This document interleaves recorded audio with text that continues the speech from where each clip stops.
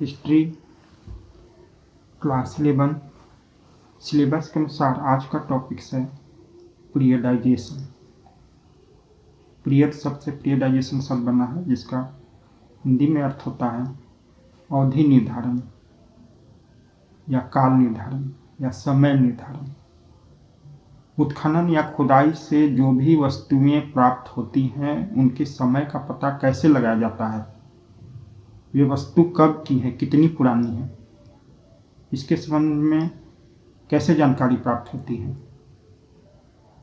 इसके संबंध में जानकारी प्राप्त करने के लिए पुरातत्वविद विभिन्न तरीके अपनाते हैं। पुरातत्वविद जो प्राचीन सामग्रियों का अध्ययन करते हैं, एक तो उसमें कार्बन 14 विधि है, जिसका हमने पिछले लेक्चर वीडियो में बतलाया है।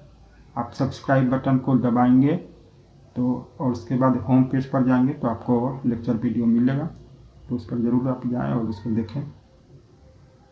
तो एक तो रेडियो कार्बन 14 विधि, जिसको हम बता चुके हैं। एक विधि है स्तर विन्यास पद्धति। प्रायः देखा जाता है कि पहले जो भी बस्तियां बसाई जाती थी किसी ऊंचे जगह पर बसाई जाती थी, ताकि बाढ़ से, उसकी चाहे जंगली पशुओं से, ये सबसे उसकी रक्षा की जा सके।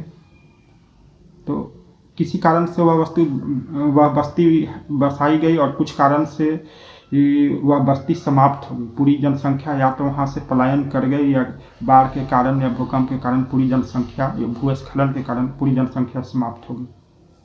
फिर कभी, क्योंकि घुमंतु जीवन था, तो फिर कभी उसी के ऊपर दूसरे लोग आए और उसके ऊपर अपनी बस्तियाँ स्थापित की।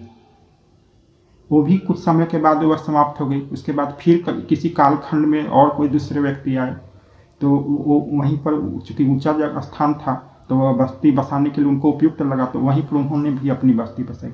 इस तरह से एक ही स्थान पर एक के बाद बहुत सी बस्तियां मिली हैं। 4, 5, 6 विभिन्न कालखंडों के समयों की बस्तियां प्राप्त हो सकती हैं। तो इसमें समय का, इनका काल निर्धारण कैसे होता है। जो सबसे नीचे की बस्ती है, जो सबसे नीचे की बस्तियां हैं, तो वह सबसे पुरानी होंगी, सबसे पहले की होंगी, और जो सबसे ऊपर की होंगी वह उनकी तुलना में कम पुरानी होंगी, वह सबसे नई होंगी। तो यह जो एक ही स्थान पर विभिन्न बस्तियों, विभिन्न कालखंडों के जो अवशेष मिलते हैं, एक तरह पुस्तक की तरह है, एक पृष्ठ के बाद दूसरा पृष्ठ, तीसरा पृष्ठ, इस तरह से। तो जो नीचे है वह पहले की तुलना में अधिक पुरानी है। यह स्तर विन्यास पद्धति है, और उसी के अनुसार उस समय जो भी वस्तु प्राप्त हुई है सब एक ही कालखंड की मानी जाती है, एक बस्ती की, एक कालखंड की मानी गई। तो यह एक पद्धति है स्तर विन्यास पद्धति।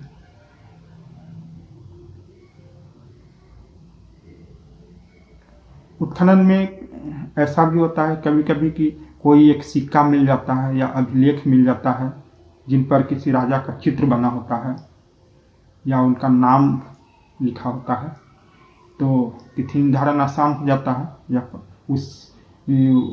उसके साथ जो भी सामग्री प्राप्त होती है, तो उसी राजा के समय का और उसी समय का बताया जा सकता है।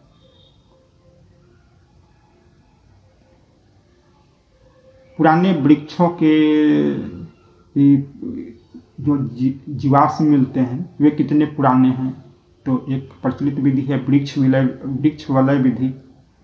जिस वृक्ष का घेरा जितना अधिक होगा तो वह वृक्ष का अवशेष उतना ही पुराना है, तो इसे वृक्ष वलय विधि कहा जाता है। वलय घेरा, वृक्ष के घेरे के आधार पर उसके वृक्ष के समय का पता लगाया जाता है। तो इसके द्वारा पुरातत्वविद अवधि निर्धारण, खुदाई से प्राप्त वस्तुओं का अवधि निर्धारण या काल निर्धारण करते हैं। समय निर्धारण उनका होता है स्तर विन्यास पद्धति के द्वारा, कार्बन 14 विधि के द्वारा, सिक्कों या अभिलेखों के द्वारा, वृक्ष वलय विधि के द्वारा। इस प्रकार हमने उत्खनन से प्राप्त वस्तुओं का समय निर्धारण, उनका काल निर्धारण किस प्रकार होता है, इसको हमने समझा।